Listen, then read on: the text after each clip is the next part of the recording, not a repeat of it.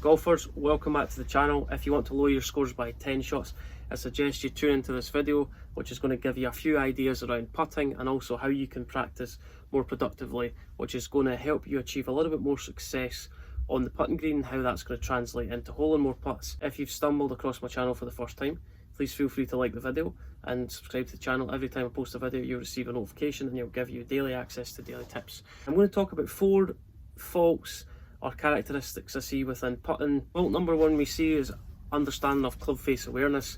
Wherever the face points is going to have a big influence on where the ball starts and also where it finishes. Many golfers who struggle with putting, it's the simple ideology behind where to aim the putter face and how that's going to have the biggest influence on where the ball starts. One of the biggest issues we see really is a lot of golfers will get the face too open at address, and if you're on a straight putt, for every degree we move the face to the right, the ball's going to miss by approximately 2 to 3 inches. So the face is a little bit too close, the ball's going to set off in that direction where the face aims. So it's no different to full swing. Wherever the face aims, the ball's going to start in that direction.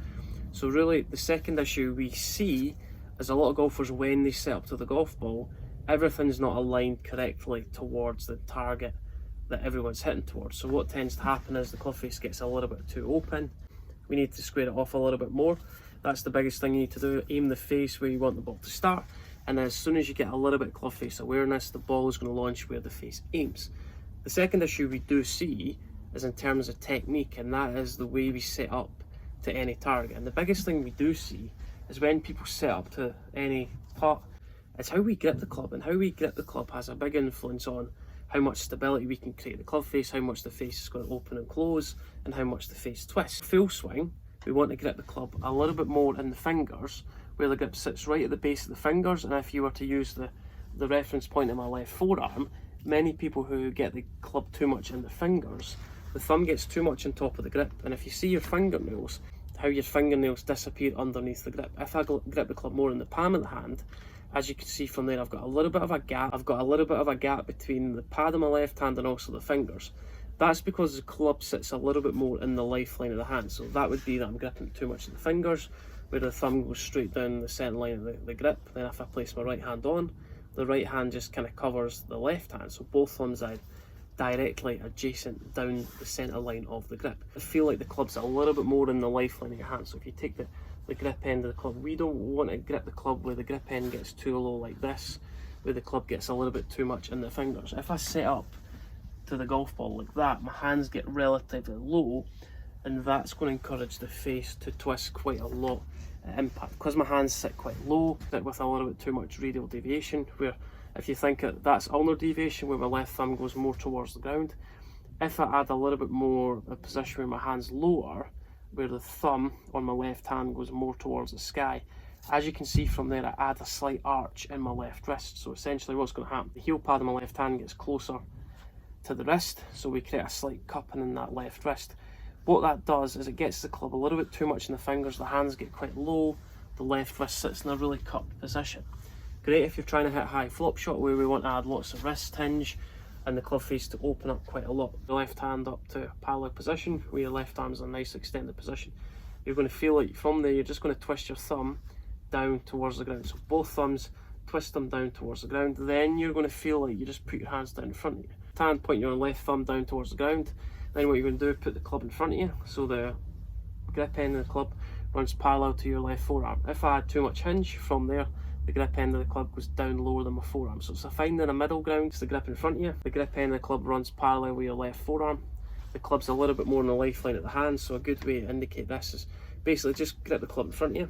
What you're going to do from there is place the club a little bit more in the lifeline, so the heel pad of your left hand, so this part of your left hand, sits in conjunction with the grip. My left thumb sits a little bit more down the left hand section of the grip. Consistent putting stroke, we want the club face to stay relatively stable, and if it's in the fingers, because we get nervous when we're putting, everything moves a little bit more quicker.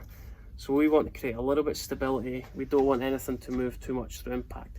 How do we achieve that? We need to get the club correctly in conjunction with what type of putt we're trying to hit. Point the club out in front of you, grip end of the club going all the way up your left forearm. This section, or this threading on my jumper, the grip end of the club should pretty much dissect all the way through that line. Your left thumb down towards the ground, so that's the feeling. So I've got a little bit more ulnar deviation, that would be radial, thumbs towards the sky. Twist your thumb down towards the ground, sits a little bit more in the lifeline of my left hand. The grip's dissected all the way up my left forearm. That's another good analogy. Then as we place the right hand on, pretty much mirrors the left hand. Many people who struggle with putting, especially full swing in general, the position of the trail hand. So if you think of the right hand, if the right-handed golfer, your right hand gets too much on top of the left hand. And as you can see from there, if I twist my right hand too much on the left hand side of the grip, so my right palm goes too much across the grip, my right arm gets too straight, my right elbow gets further away from my right hip, and my forearms and shoulders get too open in terms of where my target line is. The elbow gets too far away from right hip, forearms, shoulders, everything's aligned to the left, and that could create a pull bias putt stroke where we get a little bit too much across the golf ball.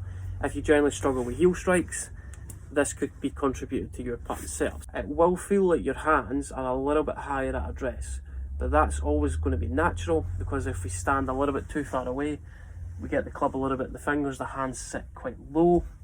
That's going to encourage the club to hinge up a little bit too quickly. What we want to do is we want to take out the wrist action when we're putting if you struggle with consistency. So really, we're getting the club a little bit more in the lifeline of the hand. So club going all the way up your left forearm. Push your arm out in front of you, where your arm's in a extended position. Push your thumb down towards the ground, hands are a little bit higher at address. A good analogy to use is visualize it's raining and you're trying to catch raindrops. How does that look? I'm going to face both palms towards the sky. Then what you want to do from there is you're going to pull your elbows in, so palms, forearms towards the sky. Pull your elbows in so they hit your upper rib cage. So elbows in, still palms towards the sky.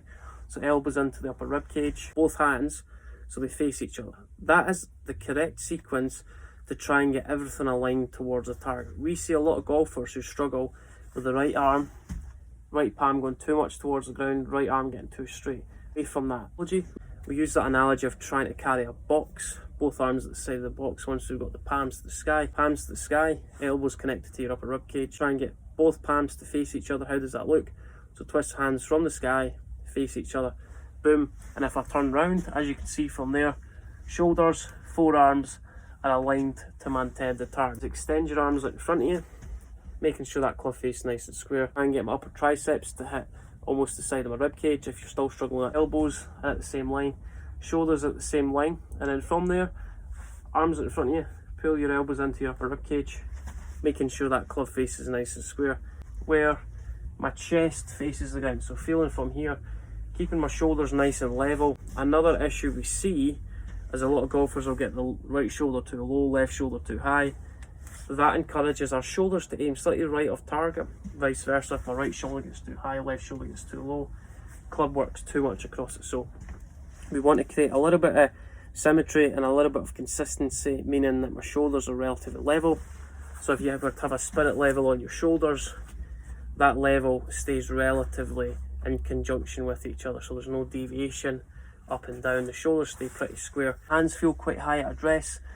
That means that you're doing this in the correct shape. That's also another good grip if you're struggling with your pitching. So just get your hands a little bit higher from there. That's going to reduce the amount of wrist action. It's going to allow the upper body to carry the arms and also the club in reaction of consistency. In front of you, both hands on the club and the lifeline of both hands. Connect your elbows to your upper rib cage. So nice and relaxed, forearms and shoulders, everything's nice and relaxed. If you had a pressure gauge 10 being really strong, we want to hold the grip at maybe 2 or 3 so we can actually feel the weight of the club head. If the club head feels light, you know you're gripping it too tight. Another question I get asked on a daily basis is what foot should my weight favour when I set up to the golf ball? Depending on the slope, I always try and feel like I've got a little bit more weight leaning into my left side, because the tendency from there, so a little bit more of, let's say 55% of weight on my left side and 45 on my right side. That just feels like I've got a little bit more of a pressure into my left foot, and it just allows me to create a little bit more of a forward press. If my weight's too far behind the golf ball, hands get too far back. The ball position should just kind of be left to centre. So if you look at the middle of my sternum and you look at the logo on my jacket, the golf ball should pretty much just be underneath my left eye. And another good gauge to look at is at the grip end of the club. Many people who struggle with adding lots of loft impact, where the grip end of the club goes back the way, take a little bit more of a bottom strike. You want to feel like the grip end of the club is a little bit favouring towards your left eye. It's pointing towards your left eye. so that's going to create a slight forward press. Especially on slow greens, it just allows the golf ball to come off with a little bit more speed. So if you're here in Scotland and most of the time it's winter greens, or you get on the main greens, the greens are really slow, you want to produce a little bit more speed, the ball to come off with a bit more speed. The more the grip goes back, the more the face shuts. We had lots of loft. Vice versa, the more the grip goes forward.